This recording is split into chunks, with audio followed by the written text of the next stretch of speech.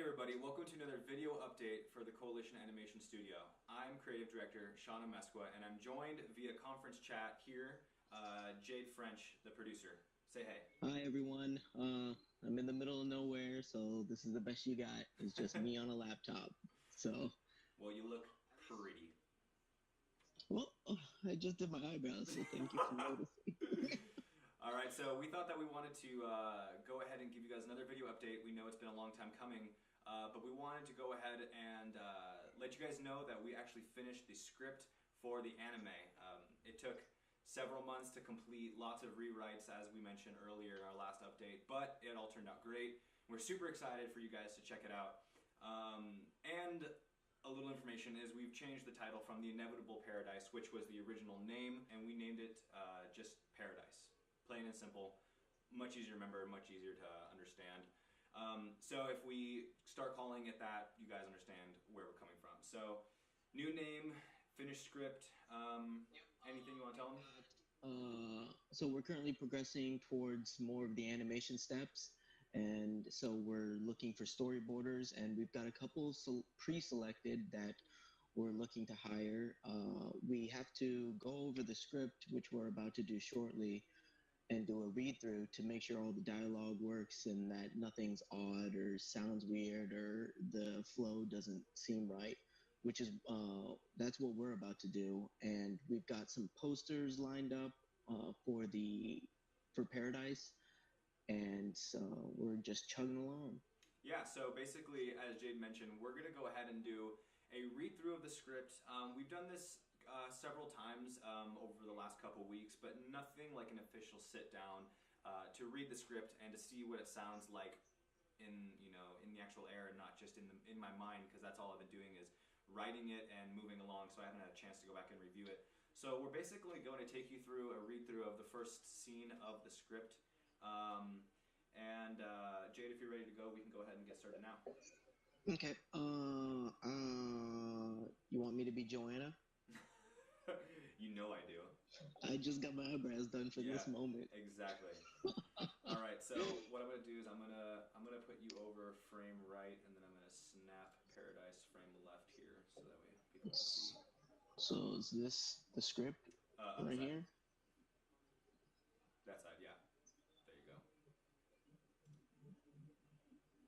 Are you stroking the script? You're gonna be great. You're gonna be great. All right. So Jade is going to be playing the part of Joanna. I'm going to be playing Marcus, and then we're going to be taking turns reading out the action lines, which is basically all of the text in between dialogue. By paragraph or by in between each dialogue? Let's go by paragraph, because that's normally what you do for when you sit down and do a read through of the script. But normally there would be somebody there. There would be two people there to do that. But since it's just us two, we're going to go ahead and do it just us two. All right, so you can see here, we've got the title, front page of the script, Paradise by Shauna Mesqua, based on the original story by Christian Gunderson.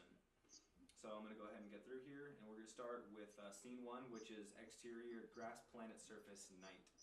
I'll do the first read, or the first paragraph. Camera starts by framing the scintillating white stars in space and slowly dollies back between the shoulders of Marcus and Joanna.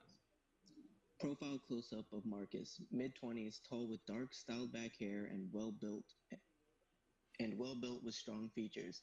Joanna, early 20s, short and cute with long, blonde, wavy hair, stares at Marcus passionately. A comet begins to slowly soar by, which produces a purple glow across the dark sky in their faces. Wow, this is just incredible, isn't it?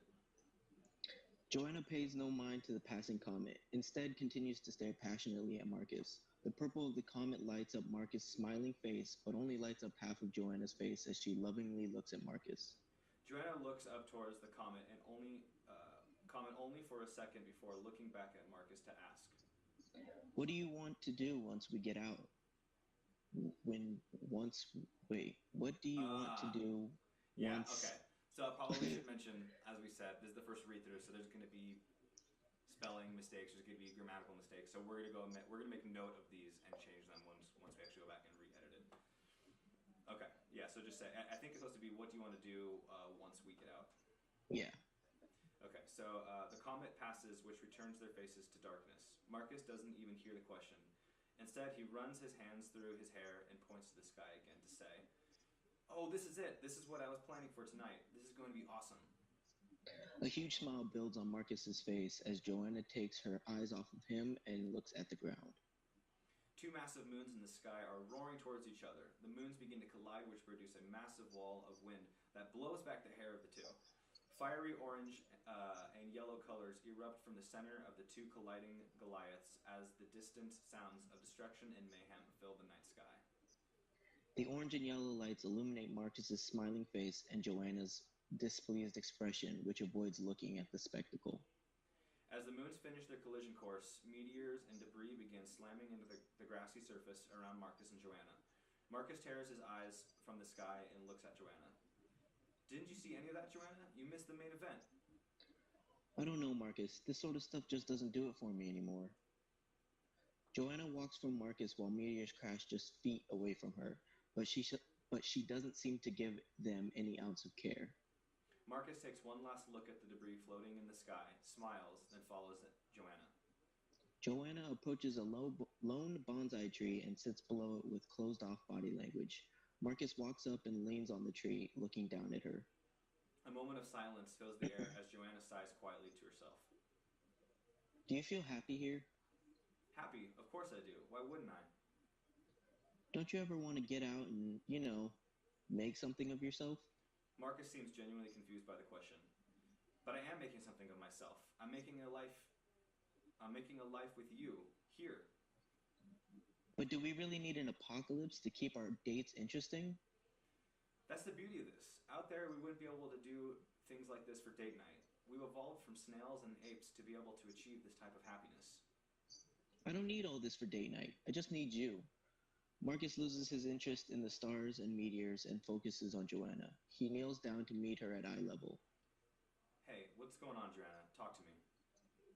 Joanna doesn't match his gaze yet. Marcus, I want more than this. She looks him in the eyes. I want you, the real you.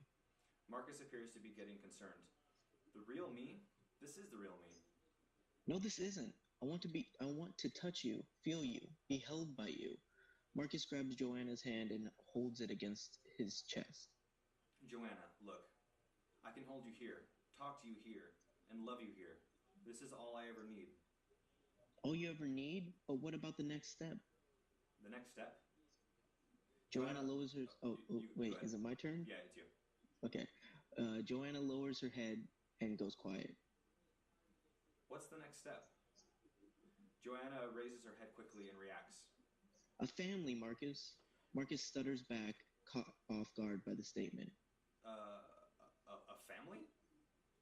In here we can be young and together forever, but we could never have a family of our own. We've been fully immersed for just over 100 years straight and have been together for the last 60. Don't you feel like it's time to get out to take that next step together? Marcus is speechless. He doesn't appear offended by the question. Rather sad and concerned, he never asks himself the same thing. He sits in silence for a few seconds, looking at Joanna's sweet and innocent face. She is looking at him with love and admiration, and slowly hints of sadness and heartbreak reflect in her expressions and body language. She takes her hand off his chest and plants it in the grass. Tears fall on her hands. The grassy planet they're on begins turning towards the star it orbits, which starts lighting up the planet and their faces. "Joanna, She cuts him off. It's okay. I should have known you wouldn't want to leave this place. I mean, it's everything they promised it'd be. If I would have never met you, I don't think I would have ever wanted to leave either. I'm going to return to my private server for the night, Marcus. I'll see you later. Computer, take me home." Joanna slowly fades away, and Marcus is left kneeling alone at the base of the tree. He sits down hard, disappointed in himself, and leans back against the tree directly facing the now fully revealed massive star.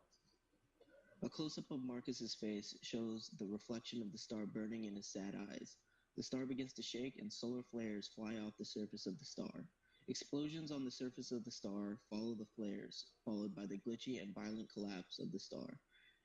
It's beginning to go supernova, which then creates a supermassive black hole. The remaining photons of light begin to die, which leaves the planet in darkness. The reflection of the black hole in Marcus's eyes bleed into his pupils. Extreme close-up of Marcus's eyes.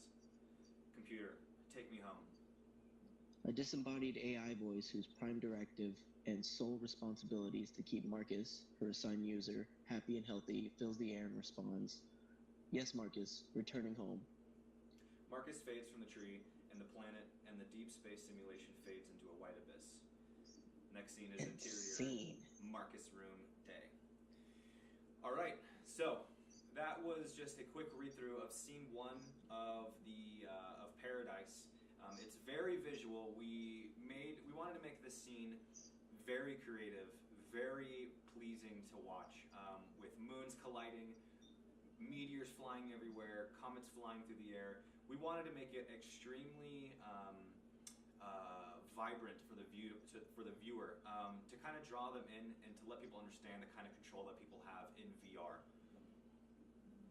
Jay, do you want to add anything to it? Yeah,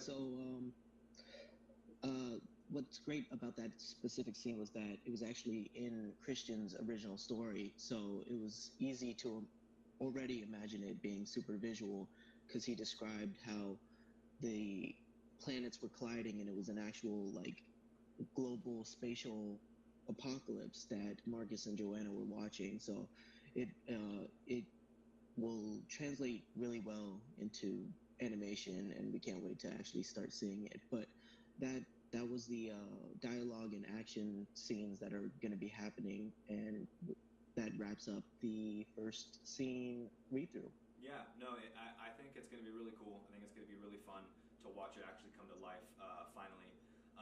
But what's super important about this scene is this shows you right out of the gate where Marcus's head is at and where Joanna's head is at. Marcus is super caught up in this VR date night, and Joanna is just focused on him and completely in love with him. And she even says, you know, do we really need an apocalypse for date night? And he's so adamant about, about VR and the things that it offers. And he's so caught up in that, and she's not at all. And I think that this is a super important scene, not just visually to show what's capable in VR, but also to show the kind of motives that Marcus and Joanna have, and how Marcus will eventually change throughout the anime, and how you'll see his motives change, and his opinions on VR and his opinions on what makes him happy is going to change throughout this anime. And yeah, we're super excited. Like we said, script is all done. Sorry about any typos that might have occurred there, but like we said, this is our first time actually reading it through together. We wanted to bring you guys along for it. Jade is joining me in a video call. You know, it's tough to match up our schedules, but you know, we really wanted to do this because it's been a long time since we've done our last one. Jade, do you want to say any kind of like outro message before I take it out? No, that just about wraps everything up, and you said everything that I wanted to say, so I mean, whatever. I guess I'll sit here and smile at the camera. But thanks for checking out this update and behind the scenes of what we're going through, and I hope that you continue to follow us along on this animation. Perfect. All right. Well, thank you guys for joining us. We'll see you on the next time. I'm Shauna Mesqua, and then join with Jade French here, and we'll see you on the next update. See you guys.